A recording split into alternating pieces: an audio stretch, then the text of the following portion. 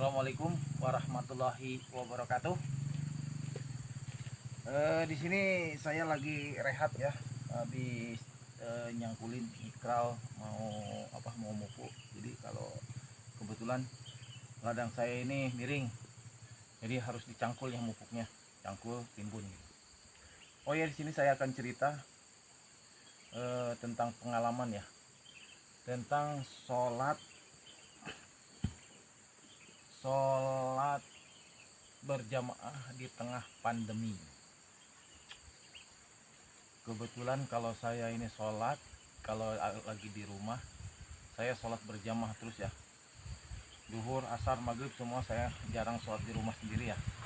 Saya selalu sholat berjamaah. Maaf, bukan pamer. Memang seharusnya kalau muslim laki-laki ini kalau bisa harus sholat berjamaah. Nah, di sini saya akan berbagi cerita sholat di tengah pandemi COVID-19.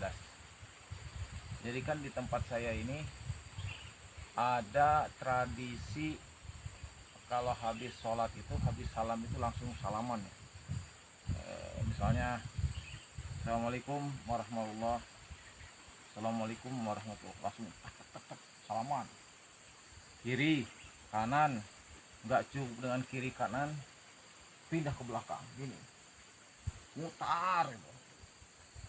Itu kalau menurut saya itu nggak usah dulu lah ya. Kalau di tengah pandemi nggak usah dulu, soalnya tidak semua orang ini sekarang mau salaman. Lagian pula kan menurut dokter, memang nggak boleh sekarang, dijaga jarak lah ya. Walaupun kita hidup seperti saya ini kan hidupnya di desa, jadi jaga jarak lah, istilahnya jangan salaman dulu lah ya. Di tempat saya ini memang ada tradisi salaman. Jadi kadang-kadang saya juga, walaupun tidak pandemi lah ya, kadang-kadang sangat mengganggu juga ya. Kalau saya sih yang namanya salaman habis sholat itu nggak fanatik ya, nggak bilang itu bid'ah, tidak. Kalau ada kawan ngajak salaman, saya sodorkan tangan saya itu, saya sodorkan. Kalau nggak ngajak salaman ya saya diam aja gitu, saya juga nggak mau ngajak salaman. Soalnya setahu saya ini yang namanya salaman habis sholat itu, kalau langsung Assalamualaikum warahmatullahi, Assalamualaikum warahmatullahi, langsung salaman, apalagi sampai mutar-mutar kemana-mana, kalau menurut saya itu sangat mengganggu ya. Kata ustadz favorit saya itu Ustadz Adi Hidayat, beliau juga nggak bilang bidah, ndak boleh lah ya, intinya tuh boleh. Tapi kalau bisa itu ya habis sholat itu ya wiridan lah ya. Apalagi kita harus tengok sekarang ini orang yang pakai masker, masker itu nggak usah kita ajak salaman, walaupun kita terbiasa dengan salaman habis sholat salaman. Berhenti dulu lah, orang pakai masker seperti orang pakai baju celana cingkrang segini, itu tidak usah diajak salaman. Mereka itu tidak mau salaman. Lagian kalau menurut saya itu salaman habis sholat tuh nggak ada tuntunannya ya, memang nggak ada. Bukan saya salah pindah, tapi memang nggak ada tuntunannya. Kalau menurut saya itu kalau mau salaman itu ya habis sholat aja, habis wiridan gitu. Habis wiridan dulu selesai baru salaman. Kan di NU itu kan ada tradisi kalau habis sholat itu Assalamualaikum warahmatullahi, Assalamualaikum warahmatullahi, sudah selesai wiridan biasa. Kalau menurut saya itu wiridan, sudah selesai doa, kan ada doa bersama tuh kalau di NU. Udah selesai doa bersama baru salaman. Kalau menurut saya mau salaman mau enggak gitu, baru itu kayaknya cocok lah ya kalau menurut gitu. Aku yakin ini juga banyak lah yang setuju lah masalah sholat habis salaman sholat itu, yakin banyak juga yang sependapat dengan saya. Apalagi bagi kawan-kawan yang yang suka sholat berjamaah ya, kita lihat kawan kita ini, kita lihat dulu ya, kawan kita kan lagi takbir Allahu Akbar gitu kan, atau sebelum kalau Allahu Akbar nengok kiri kanan berarti kan batal ya. Sebelum sebelum takbir itu kan kita niat kiri kanan itu siapa. Kalau di kiri itu di kiri kanan kita, oh sebelah sini misalnya orangnya pakai celana cingkrang, itu tidak usah diajak salaman. Sebelah sini misalnya pakai masker, tidak usah diajak salaman. Mereka yang tidak pakai, mereka yang pakai masker itu sudah sah, mereka takut corona, jadi tidak usah diajak salaman yang kayak gitu ya. Ini kadang-kadang kawan-kawan kita ini sudah orang pakai masker masih aja disosor salaman itu sampai muter-muter ke belakang itu. Kan menurut saya itu nggak ada manfaatnya. Ngapain sih kita harus salaman habis sholat tuh? Habis salam langsung salaman ngapain? Coba, ngapain? Gini loh, habis sholat salaman tek tek tek loh, nggak ada manfaatnya bagi saya tuh. Kalau menurut saya nggak ada manfaatnya. Soalnya apa? Kadang-kadang kiri kanan tuh kenal benda, ke belakang kenal benda. Coba muter sih, kan kenal benda kita dengan orang itu. Terkecuali kita salaman tek, salaman gini, kita kenal, apa kabar, kan itu ada manfaatnya, tek gitu, ada manfaatnya itu. Kalau memang kita salaman itu benar, kata Ustadz Hadi Dayat, benar, itu bisa merontokkan dosa-dosa kita, dosa berdua kita.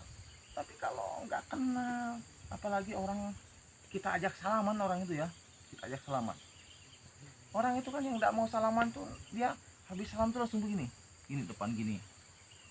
Dia tahu tradisi di misalnya di masjid kita ini salaman, dia tahu habis assalamualaikum dia gini, diam. Berarti itu tidak mau salaman, jangan diajak salaman.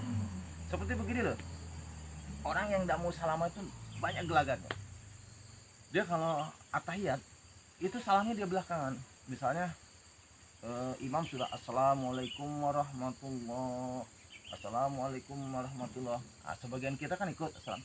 Nah kalau orang salafi atau orang Muhammadi yang tidak mau diajak salaman, mereka itu akan belakangan mereka itu. Jadi udah selesai baru mereka assalamualaikum warahmatullah. Nah itu mereka langsung tangannya begini, nggak nengok kiri kanan kalau mereka itu. Nah, kita ini harus cerdas. Loh, ngapain kita ngajak salaman itu? Kalau yang kita ngajak salaman orang, lah kalau orang ngajak misalnya saya orang salafi nih, yang kiri ngajak salaman, orang salafi paling gini dia. Orang kita ngajak salaman gini ke gini, biasanya ke sini di gini paling deh set datang sini gini, ditengok benda cuman gini itu kan gimana ya, kita hanya aja yang bego tuh, yang ngajak salaman. Orang tidak mau salaman diajak salaman, ya kan? Orang tidak mau kita ajak salaman diajak salaman, apa ada pelecehan itu namanya? Menurut saya sudahlah, jangan salaman, pending dulu tuh salaman tuh. Bagian pula ada covid, tidak ada covid, salaman habis sholat itu kayak gitu tuh gak ada lah manfaatnya kalau menurut saya, malah mengganggu. Loh, saya sering loh, kadang-kadang saya sholat nih kan, kadang-kadang kita belakangan kan, masih orang ini, saya tuh masih dalam telunjuk tuh masih dalam keadaan begini, baru saya mau nengok kanan, udah disodor-sodor nih, udah digini-gini nih. Oh saya belum selesai udah digini-gini nih, diajak salaman. Ini telunjuk saya masih begini, udah digini-gini. Kan itu kurang kerjaan orang itu. Jadi kalau menurut saya berhentilah salaman. Nah kita kalau mau ngajak salaman tuh, misalnya kita udah terbiasa salaman, tengok dulu. Kita harus bisa membedakan mana orang salafi, mana orang Muhammadiyah, mana orang NU, mana orang jemaat tabligh. Orang NU tradisi salaman, ya. Orang jemaat tabligh sama dengan orang NU, diajak salaman mau juga. Tapi orang Muhammadiyah dengan orang salafi jangan diajak salaman, mereka pasti tidak mau. Walaupun mau itu paling tak. Nih, untuk membedakan orang salafi Orang Salafi penampilannya dia pakai baju koko. Biasanya baju kokonya segini, nih segini, kebanyakan celananya cingkrang segini. Itu orang Salafi. Kalau orang Muhammadiyah kebanyakan pakai baju koko. Kalau sholat berjamaah itu pakai celananya, dia kalau orang Salafi tidak di sini di atas tumit. Itu orang Muhammadiyah.